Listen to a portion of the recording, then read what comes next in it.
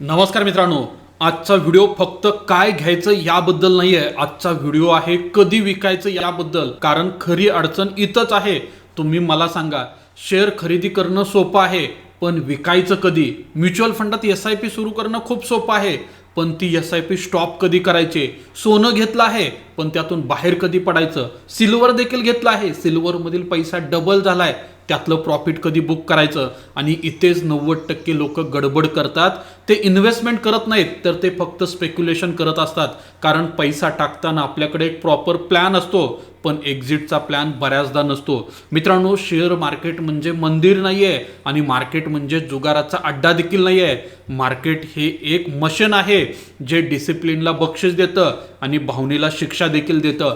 आज मित्रांनो, मी तुम्हाला असं एक सिस्टम सांगणार आहे. एखाद्या स्टॉकमध्ये एंट्री घेतल्यानंतर त्यातलं प्रॉफिट कुठं बुक करायचं हे सगळं तुम्हाला समजणार आहे.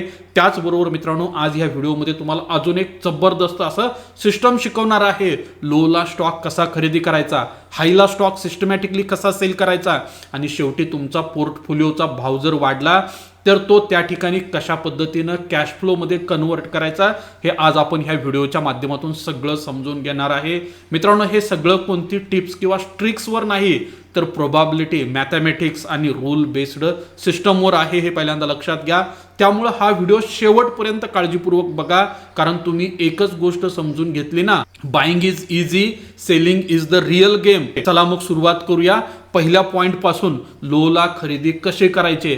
मित्रांनो, प्रत्येक स्टॉक असेल, प्रत्येक कमॉडिटी असेल, प्रत्येक असेट क्लास हे सातत्यानं त्याच्यामध्ये अप्स अँड डाऊन्स सुरू असतात. प्रत्येकाला वाटतं ज्यावेळेला स्टॉक खाली येईल त्यावेळेला मी त्यामध्ये खरेदी करणार, आणि ज्यावेळेला स्टॉक वरती जाईल मी त्यावेळेला त्यामध्ये विक्री करणार. आणि बऱ्याच वेळेला स्टॉक लोला आल्यानंतर आपण खरेदी तर करतो, पण मित्रांनो तो स्टॉक नंतर वरतीच जात नाही, तो परत खाली खाली खाली जातो आणि आपण त्यात ॲव्हरेज करतो आणि आपण खूप मोठ्या ट्रॅपमध्ये फसतो, हे पहिल्यांदा लक्षात घ्या. मित्रांनो, स्टॉकमध्ये करेक्शन हे वाईट नसतं, पण मित्रांनो काही वेळेला ते करेक्शन चेस करणं खूप धोकादायक असतं. ते आपल्या सिस्टममध्ये देखील बसत नाही. मित्रांनो, मी वैयक्तिक ज्यावेळेला एखाद्या स्टॉकला ट्रॅक करतो, त्या स्टॉकमध्ये एंट्रीचा प्लॅन करतो, त्यावेळेला मी नेमकं काय करतो, तर मित्रांनो मी मूव्हिंग ॲव्हरेज हे इंडिकेटर वापरतो. मित्रांनो, मूव्हिंग ॲव्हरेज हे एक असं इंडिकेटर आहे मार्केटमधले सगळे इन्स्टिट्यूशन, सगळे स्मार्ट प्लेयर कंपल्सरी हे टेक्निकल इंडिकेटर वापरतात. ते कशा पद्धतीनं वापरतात? EMA असेल, 150 EMA असेल, 200 EMA असेल, हे इंडिकेटर वापरतात. ज्या ज्या वेळेला तो स्टॉक या EMAच्या जवळ येतो, तिथं सपोर्ट घेतो, त्यावेळेला ते सेन्सिबल बाईंग करतात.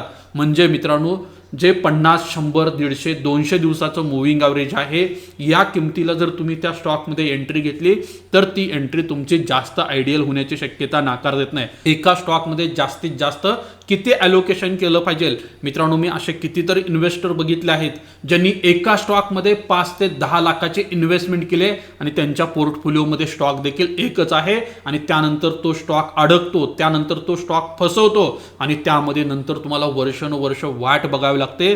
तो स्टॉक काय प्रॉफिटमध्ये येत नाही, आणि आपण जसं लॉसमध्ये त्या स्टॉकमधून बाहेर पडतो तसा तो स्टॉक तिथंच बॉटम बनवतो आणि तिथूनच वाढायला सुरुवात करतो.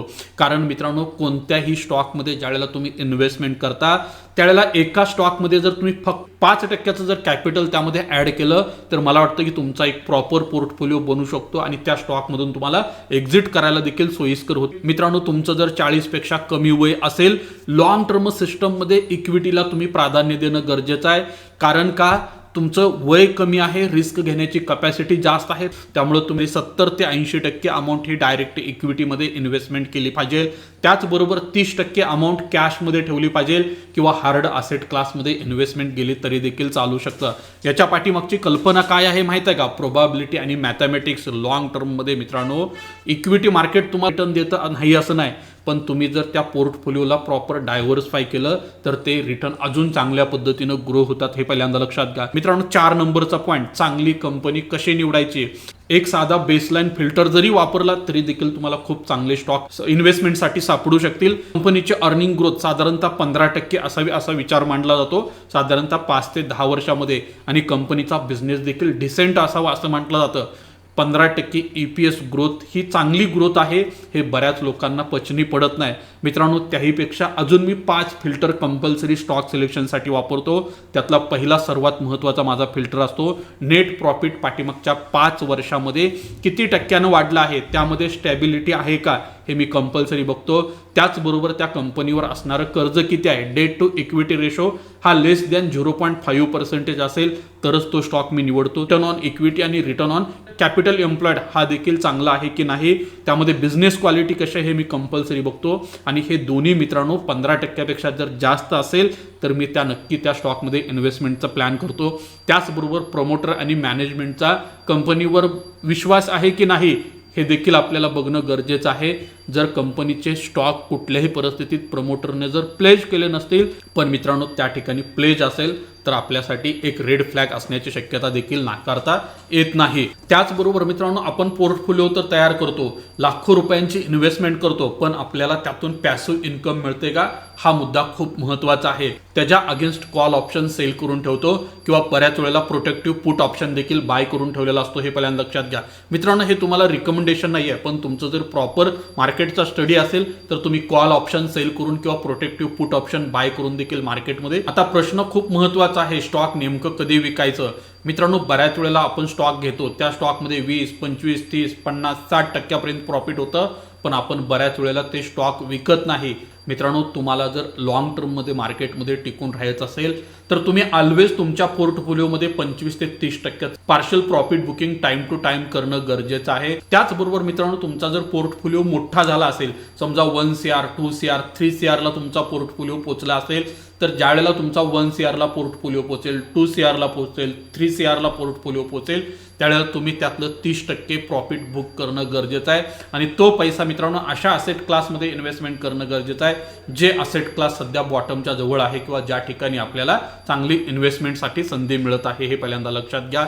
मार्केटमध्ये 10 ते 15% करेक्शन हे खूप नॉर्मल असतं आणि ज्यावेळेला मार्केटमध्ये 10 ते 15% करेक्शन येतं, पार्शल प्रॉफिट बुकिंग केलेलं असतं, ती अमाऊंट जर आपण ह्या मार्केटमध्ये इन्व्हेस्टमेंटसाठी वापरली. त्याचबरोबर मित्रांनो ज्यावेळेला मार्केटमध्ये एक आयडियल करेक्शन झालेलं असतं त्यावेळेला लेव्हरेज किंवा MTFच्या साह्याने देखील आपण ट्रेडचा प्लॅन करू शकतो, ज्यामुळे आपलं पोर्टफोलिओमधलं एक चांगलं एक्सपोजर जे आहे ते लॉंग टर्मसाठी बनू शकतं.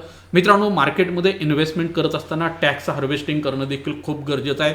समजा तुमच्या पोर्टफोलिओमध्ये खूप मोठ्या प्रमाणात इन्व्हेस्टमेंट झालेली आहे आणि तुमच्या पोर्टफोलिओमध्ये आता 7 ते 8 लाखाचा प्रॉफिट देखील सुरू आहे, तर प्रत्येक वर्षी कमीत कमी तुम्ही 1.5 ते 2 लाखाचा प्रॉफिट बुक करणं गरजेचं आहे आणि ती अमाऊंट तुम्ही परत रिइन्व्हेस्टमेंटसाठी वापरली. मित्रांनो ह्या व्हिडिओमध्ये मी ज्या गोष्टी सांगितल्या आहेत ह्या सर्वच्या सर्व एज्युकेशनल पर्पजनं सांगितले. तुम्ही तुमचं रिस्क अनालिसिस करून स्टडी करून किंवा कुठल्या पद्धतीचा प्रोटेक्टिव्ह पुट ऑप्शन बाय करायचा किंवा कुठला कॉल ऑप्शन सेल करायचा पोर्टफोलिओला हेज करण्यासाठी हे तुम्ही तुमच्या फायनान्शियल ॲडवायझर सोबत डिस्कशन करून त्याचा निर्णय घेऊ शकता.